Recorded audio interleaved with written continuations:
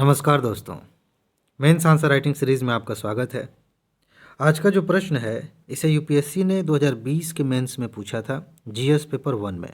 और क्वेश्चन क्या है, भारत में डिजिटल पहल ने किस प्रकार से देश की शिक्षा व्यवस्था के संचालन में योगदान किया है।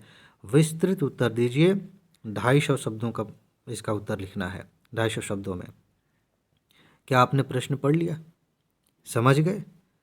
मैं बार बार कहता हूँ कि प्रश्न के उत्तर लिखने की शुरुआत इस बात से होती है कि आप प्रश्न को कितना समझते हैं। हो सकता है कुछ लोग बार बार सुनते सुनते इरिटेट हो जाएं, लेकिन कोई बात नहीं। कम से कम इसी बहाने ये बात उनके दिमाग में बैठ तो जाएगी। जब एग्ज़ाम में बैठे होंगे, उत्तर लिखने जा रहे होंगे, तो इसी बहाने याद आ जाएगी कि हम कहा था मास्टर ने कि ये सब चीज़ें तभी अच्छे से हो पाएंगी, उत्तर तभी बढ़िया लिख पाएंगे जब हम प्रश्न को अच्छे से समझेंगे। देखिए इस प्रश्न में क्या क्या चीज़ें शामिल हैं। क्वेश्चन का पहला जो हिस्सा है, लाइन तो एक ही है, लेकिन इसमें देखिए, भारत में डिजिटल पहल ने किस प्रकार से देश की शिक्षा व्यवस्था के संचालन में योगदान दिया है। अब इन दो शब्दों के मतलब आप समझिए, दो टर्म्स जो हैं। डिजिटल पहल से क्या मतलब है यहाँ पे यूपीएससी का। अगर आप ये बात नहीं समझते हैं तो आप सिर्फ इस बात पे लिख के आएंगे उत्तर कि हाँ डिजिटल एजुकेशन किस तरह से फ़ायदा पहुंचा रहा है, डिजिटल एजुकेशन के लाभ क्या हैं, ये सारी बातें आप लिख के आएंगे। क्योंकि यहाँ पे डिजिटल पहल की बात हो रही है, यहाँ शिक्षा की बात हो रही है, तो थोड़ा सा रिलेट कर लेंगे, हाँ पढ़ा तो है। बात ये नहीं है। यहाँ सीधा सा मतलब ये है कि सरकार कुछ डिजिटल पहलें कर रही है, डिजिटल उपाय कर रही है एजुकेशन से रिलेटेड। जैसे एग्जांपल के तौर पे मैं आपको बताऊं, आपके यहाँ टीवी होगी, सामान्य, वो केबल वाली नहीं, तो उसमें केबल वाले में भी शायद होगा, तो उसमें बहुत सारे ऐसे चैनल हैं जहाँ पे पढ़ाया जाता है। सरकार ने इसके लिए, इसमें प्री में क्वेश्चन भी एक पूछा गया था, आपको नाम बताना है कि उस योजना का नाम क्या है। ठीक है, तो टीवी पर भी बहुत सारे प्रोग्राम चलाए जा रहे हैं, डिजिटली पढ़ाया जाता है। वो क्लास मतलब 12वीं तक भी पढ़ाया जाता है, उससे ऊपर भी पढ़ाया जाता है, मेरे ख्याल से पोस्ट ग्रेजुएशन तक की पढ़ाई की जाती है, और अच्छे अच्छे प्रोफेसर्स पढ़ाते हैं। ठीक है, तो एक ये चीज़ हो गई। आप देखिए बहुत सारे मोबाइल ऐप लॉन्च किए गए थे, बहुत सारी किताबें ऑनलाइन उपलब्ध कराई जा रही हैं, सरकार ने कई सारे पोर्टल बना रखे हैं।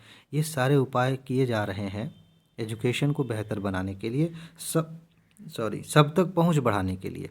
ठीक है, तो यहाँ डिजिटल पहल से मतलब यही है।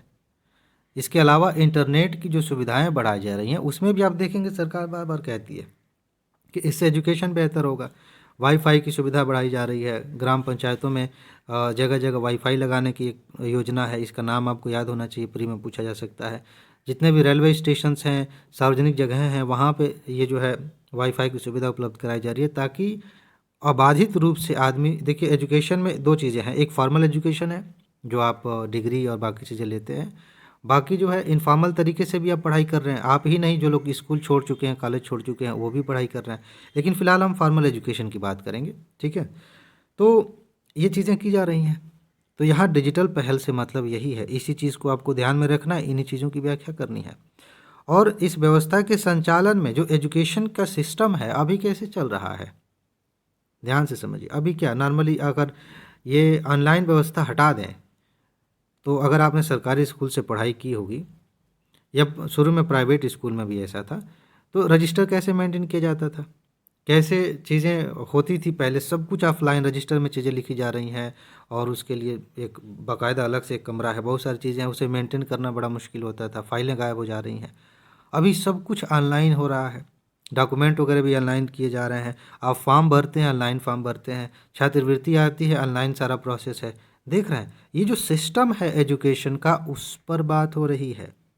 ध्यान दीजिएगा कि ये शिक्षा व्यवस्था का संचालन किस तरह से ठीक हुआ। इसीलिए मैं कह रहा हूँ कि अगर क्वेश्चन नहीं समझेंगे तो हम एजुकेशन एजुकेशन करके चले आएंगे। ये व्यवस्था कैसे ठीक हो रही है, समझ रहे हैं? जैसे ऑफलाइन पढ़ाते थे टीचर, आज सुविधा हो गई है, सरकार की योजनाएं भी हैं कि ऑनलाइन भी पढ़ा सकते हैं। तो सिस्टम थोड़ा आसान हुआ कि नहीं? कई बार ऐसी परिस्थितियाँ, जैसे मान लीजिए लॉकडाउन लग गया, ऐसे सिचुएशन में कैसे पढ़ाई हो सकती थी? बहुत सारे स्कूलों में जो है ऑनलाइन पढ़ाई हुई। तो क्यों हुई? क्योंकि हमने उस तरह की व्यवस्था बनाई थी। समझ रहे हैं? ऐसे जैसे मैं अभी मैंने बताया कि फॉर्म भरना हो, रजिस्टर मेंटेन करना हो, फीस की व्यवस्था देखनी हो, सरकार की योजनाओं का लाभ उठाना हो, ये सब कैसे हो रहा है? ऑफलाइन होगा तो महीनों लग जाएंगे, सालों लग जाएंगे बहुत सारे काम करने में। ऑनलाइन सब कुछ हो रहा है, समझ रहे हैं। तो इस तरह से चीज़ें काफ़ी ज़्यादा आसान हो गई हैं। अब ये तो मैंने कहानी बता दी, लेकिन इसका उत्तर आप कैसे लिखेंगे? जब उत्तर लिखने की बारी आती है तो आप इंट्रोडक्शन से शुरुआत करते हैं, आपको पता ही है। और इंट्रोडक्शन में आप क्या लिखेंगे? क्वेश्चन सीधा सा ये है कि डिजिटल पहल ने किस प्रकार से शिक्षा व्यवस्था की के संचालन में योगदान किया। तो यहाँ एक अच्छा इंट्रोडक्शन इस बात से हो सकता है कि आप शिक्षा व्यवस्था को टारगेट करके इंट्रोडक्शन की शुरुआत करें, क्योंकि जो कुछ भी हो रहा है एजुकेशन सेंटर में है, ठीक है। तो इंट्रोडक्शन में आप उस मुद्दे को हिट कर रहे हैं जहाँ पे जिसको पकड़ के क्वेश्चन बनाया गया। तो आप कह सकते हैं कि हमारे देश में शिक्षा की व्यवस्था ऐसी है, एजुकेशन अगर ऑनलाइन हो रहा है तो इससे ये फ़ायदे हो सकते हैं। एक सीधा सा लाइन आपने कह दिया। दूसरा ये कह सकते हैं कि एजुकेशन के मामले में कोई रिपोर्ट आई है और उसमें भारत की ये हालत है। या तीसरा आप एग्जाम्पल ये ले सकते हैं कि कोई रिपोर्ट आई है डिजिटल एजुकेशन पे, डिजिटल तरीके से जो एजुकेशन हो रहा है उस पे। तो इन रिपोर्ट्स का या सामान्य तौर पर कोई शिक्षा पे एक अच्छी सी लाइन लिख करके आप शुरुआत कर सकते हैं। यहाँ एक और स्कोप है, आप किसी अच्छे कोटेशन का इस्तेमाल कर सकते हैं जो एजुकेशन से संबंधित हो। किसी महान इंसान ने की ये बात कही, चाहे सर्वपल्ली राधाकृष्णन हो, महात्मा गांधी हो, इस तरह से, या फिर कोई भारत से बाहर के कोई विद्वान हो, उनका कोई कोटेशन है, उसका इस्तेमाल करके आप अपनी बात शुरू कर सकते हैं।